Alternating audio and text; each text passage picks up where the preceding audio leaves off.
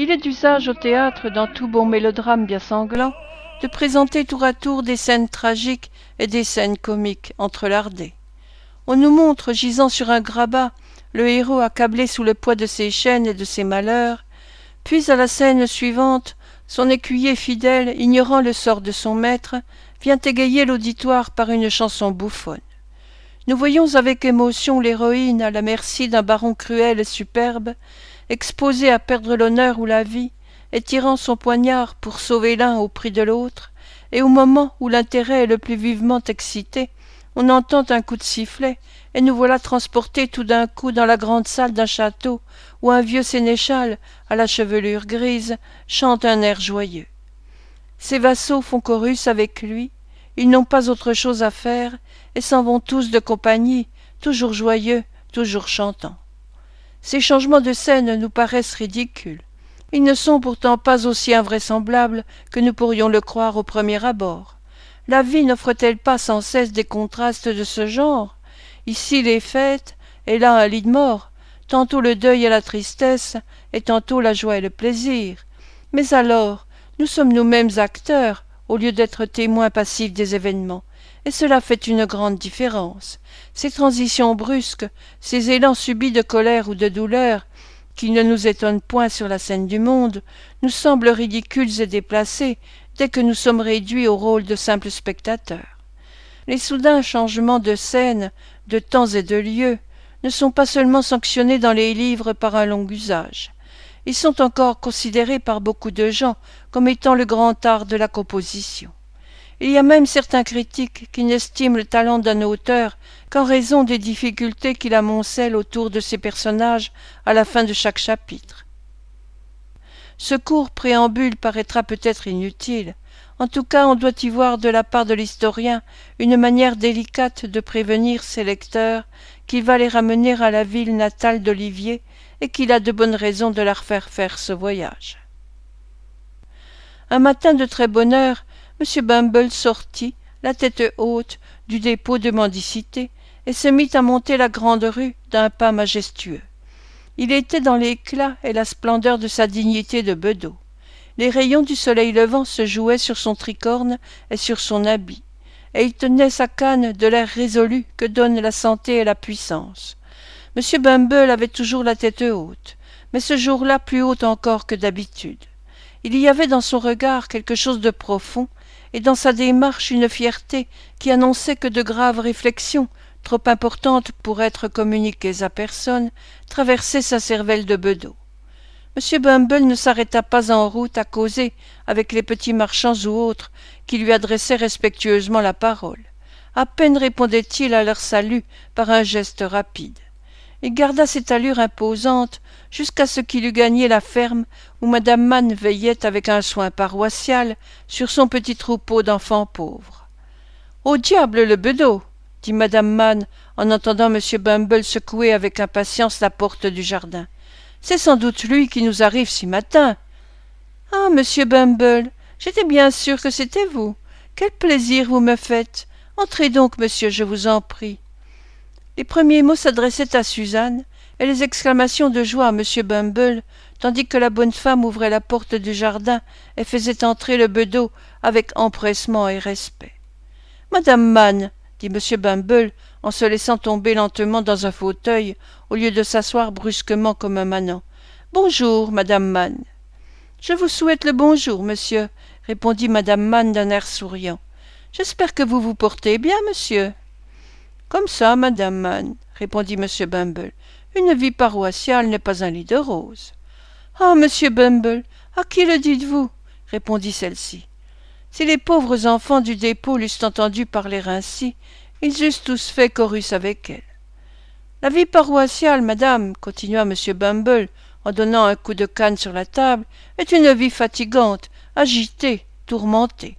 Mais on sait bien que c'est la destinée de tous les fonctionnaires publics d'être toujours en butte aux persécutions. » Madame Mann, sans trop comprendre ce que le bedeau voulait dire par là, leva toujours les mains au ciel d'un air de compassion et soupira. « Ah, vous avez raison de soupirer, madame Mann, » dit le bedeau.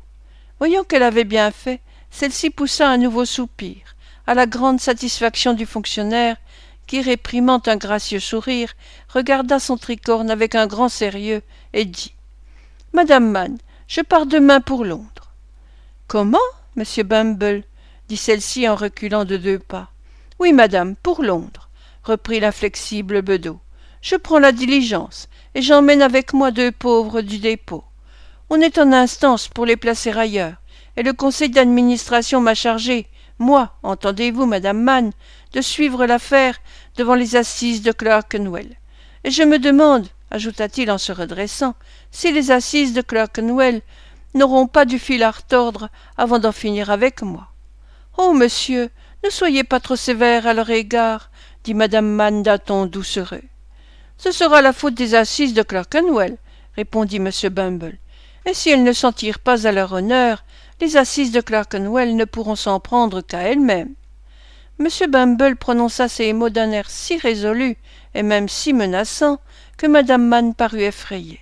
« Et vous prenez la diligence ?» dit-elle enfin. « Je croyais que d'habitude on expédiait les pauvres en charrette. »« Oui, madame Mann, lorsqu'ils sont malades, » dit le bedeau. « Nous les mettons en charrette découverte quand il pleut. C'est pour les empêcher de s'enrhumer. »« Oh » dit madame Mann. « Quant à ces 2-ci, la concurrence s'en charge et les prend à bon marché, » dit M. Bumble. « Ils sont dans un piteux état, et nous avons calculé que les frais de transport coûteraient 2 livres sterling de moins que les frais d'enterrement, à condition pourtant que nous puissions les colloquer dans une autre paroisse. J'espère que nous en viendrons à bout, à moins qu'ils n'aillent s'aviser de mourir en route pour nous faire enrager. » M. Bumble se mit à rire, mais ses yeux rencontrèrent son tricorne, et il reprit son air grave. « N'oublions pas les affaires, madame, » dit le bedeau. « Voici l'allocation mensuelle que vous accorde la paroisse. » M. Bumble tira de son portefeuille quelques pièces d'argent roulées dans du papier et demanda un reçu que madame Mann écrivit aussitôt.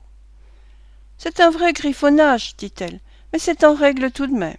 Merci, monsieur Bumble. Bien obligé, monsieur. » Celui-ci répondit par un léger signe de tête aux révérences de madame Mann et demanda des nouvelles des enfants. « Les chers petits trésors, » dit madame Mann d'une voix émue, « ils se portent à merveille, sauf 2 qui sont morts la semaine dernière et le petit Richard qui est malade. »« Est-ce qu'il ne va pas mieux ?» demanda le bedeau. Madame Mann hocha la tête. « C'est un enfant qui a de mauvaises dispositions, une nature vicieuse, un caractère rebelle, » ajouta M. Bumble d'un air courroucé. « Où est-il ?»« Je vais vous l'amener à l'instant, monsieur, » répondit madame Mann. « Richard, Richard, arrivez vite !» Elle trouva bientôt l'enfant, lui fit mettre la figure sous la pompe et l'essuya avec sa robe. Puis il comparut devant l'imposant M. Bumble. Il était pâle et maigre. Il avait les joues creuses et de grands yeux brillants. Le misérable uniforme de la paroisse, cette livrée de la misère, flottait sur son corps débile, et ses petits membres étaient tout rabougris comme ceux d'un vieillard. Tel était le pauvre enfant qui tremblait sous le regard de M. Bumble, sans oser lever les yeux, et craignait d'entendre la voix du bedeau.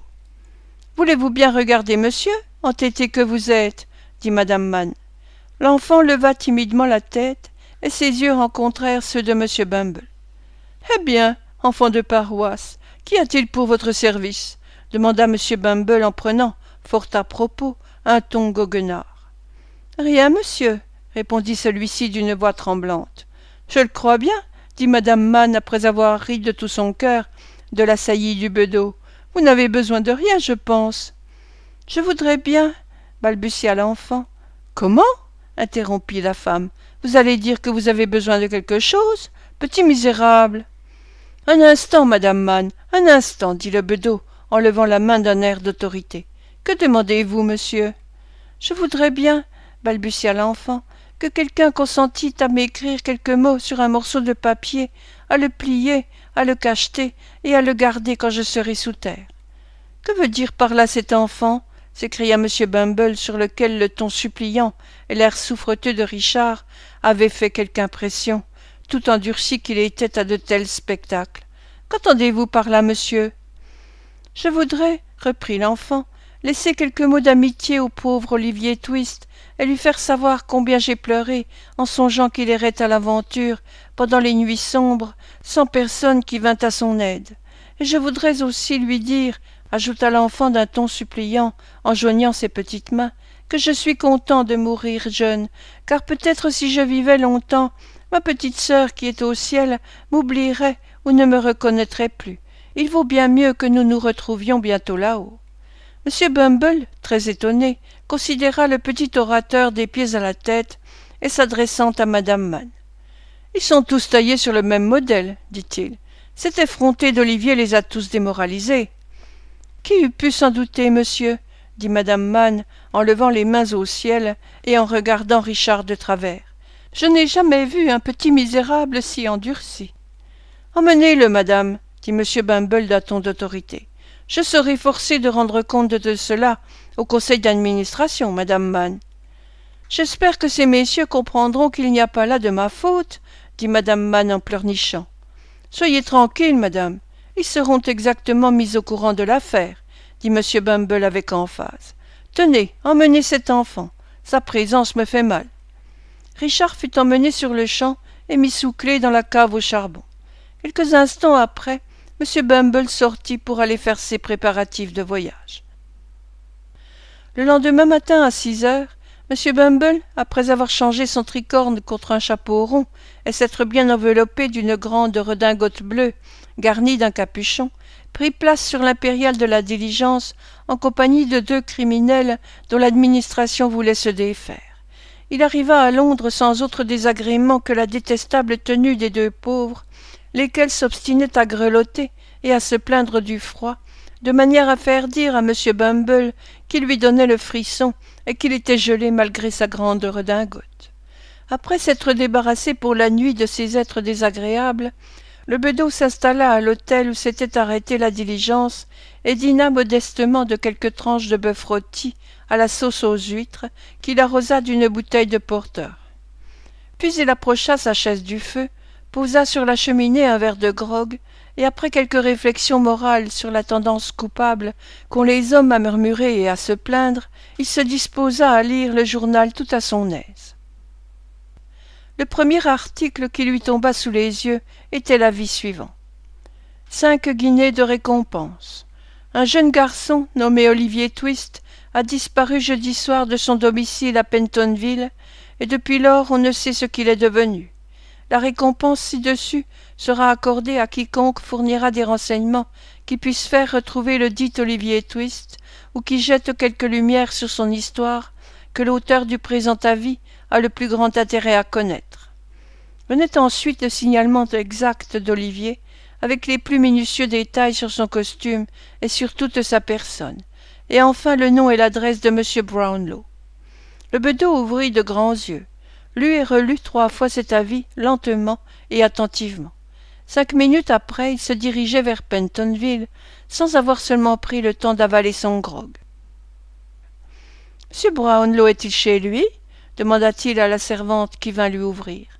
À cette question, celle-ci fit la réponse ordinaire et évasive. « Je n'en sais rien. De la part de qui venez-vous » M. Bumble n'eut pas plutôt prononcé le nom d'Olivier et expliqué le motif de sa visite que madame Bedwin, qui écoutait de la porte de la salle, se précipita, hors d'haleine, dans l'allée. « Entrez, entrez, dit-elle. Je savais bien que nous aurions de ces nouvelles. Le pauvre enfant, j'en étais sûre, je l'avais bien dit. » Tout en parlant ainsi, la bonne vieille dame rentra dans la salle avec précipitation, se jeta sur un sofa et fondit en larmes, tandis que la servante, qui n'était pas aussi impressionnable, courait prévenir M. Brownlow et revenait prier M. Bumble de la suivre. Elle l'introduisit dans le petit cabinet où se trouvaient M. Brownlow et son ami M. Grimwig, assis à une table avec des verres devant eux. « Un bedeau !» s'écria ce dernier en voyant entrer M. Bumble. « C'est un bedeau de paroisse, j'en mangerai ma tête. »« Ayez la bonté de ne pas nous interrompre en ce moment, » dit M. Brownlow. « Veuillez vous asseoir, » ajouta-t-il en s'adressant à M. Bumble. Celui-ci obéit, très étonné des manières originales de M. Grimwig.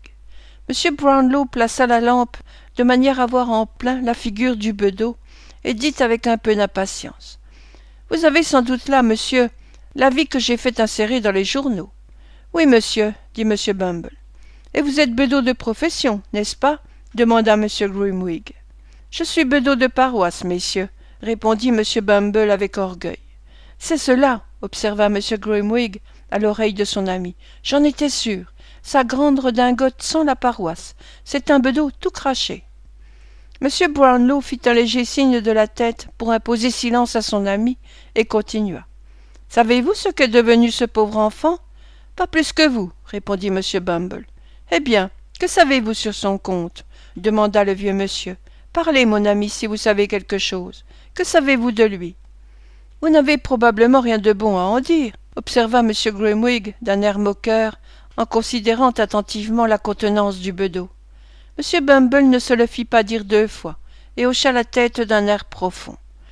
Voyez-vous, dit M. Grimwig en regardant son ami d'un air triomphant. M. Brownlow considérait avec appréhension la mine rengorgée du bedeau et lui demanda d'exposer, aussi brièvement que possible, tout ce qu'il savait sur le comte d'Olivier. M. Bumble posa son chapeau à terre, déboutonna sa redingote, se croisa les bras, rejeta la tête en arrière, et après quelques moments de réflexion, commença son récit. Il serait superflu de rapporter ici les propres paroles du bedeau, qui mit bien 20 minutes à discourir.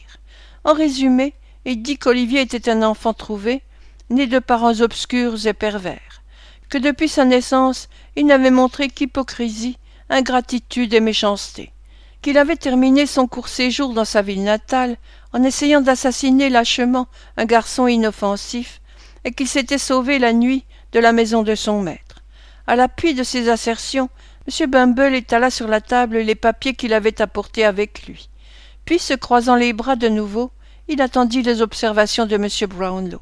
« Je crains bien que tout cela ne soit que trop vrai, » dit le vieux monsieur avec tristesse, après avoir examiné les papiers. « Voici 5 guinées pour vos renseignements, mais j'aurais volontiers donné le triple de cette somme pour qu'ils fussent favorables à l'enfant. » Il est vraisemblable que si M. Bumble eût su cela plus tôt, il aurait donné à sa petite histoire une toute autre couleur, mais maintenant il était trop tard.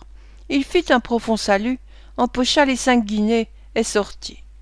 Pendant quelques minutes, M. Brownlow se promena en long et en large dans la chambre, d'un air si attristé par le récit du bedeau que M. Grimwig renonça à le contrarier plus longtemps. Enfin il s'arrêta et agita violemment la sonnette. « Madame Bedwin, dit M. Brownlow, en voyant entrer la femme de charge, cet enfant, cet Olivier, est un imposteur. »« C'est impossible, monsieur, tout à fait impossible, dit la vieille dame avec énergie. Je vous répète que c'est un imposteur, reprit le vieux monsieur avec rudesse. Que signifie votre « c'est impossible » ? Nous venons d'apprendre toute son histoire depuis sa naissance, et il n'a jamais été qu'un méchant petit garnement. On ne me fera jamais croire cela, monsieur, répondit la vieille dame avec fermeté. Vous autres vieilles femmes, vous ne croyez qu'aux charlatans et aux contes à dormir debout, murmura M. Grimwig. Il y a longtemps que je savais à quoi m'en tenir. Pourquoi ne m'avoir pas consulté dès le principe? Vous l'auriez fait, je suppose, s'il n'avait pas eu la fièvre. Mais cela le rendait intéressant, n'est-ce pas? Intéressant. Quelle pitié! Monsieur, répliqua madame Bedwin indignée, c'était un enfant aimant, doux et reconnaissant. Je connais bien les enfants, peut-être, depuis 40 ans que j'en vois. Et les gens qui ne peuvent en dire autant feraient mieux de se taire. C'est mon opinion. Ceci allait tout droit à l'adresse de M. Grimwig, qui était resté garçon. Mais il se contenta de répondre par un sourire, et la vieille dame allait probablement continuer sa harangue quand M. Brownlow lui imposa silence. « Taisez-vous, dit-il, en feignant une irritation qu'il était loin de ressentir. « Que je n'entende jamais le nom de cet enfant. C'est pour vous dire cela que j'ai sonné. Jamais, entendez-vous? Jamais, sous aucun prétexte. Vous pouvez vous retirer, madame Bedwin. Souvenez-vous que je veux être obéie. » Il y eut ce soir-là des cœurs bien tristes chez M. Brownlow. Quant à Olivier, il était en proie à la plus vive douleur en pensant à ses bons amis de Pentonville. Heureusement pour lui, il ignorait ce que leur avait conté le bedeau, car il en serait mort de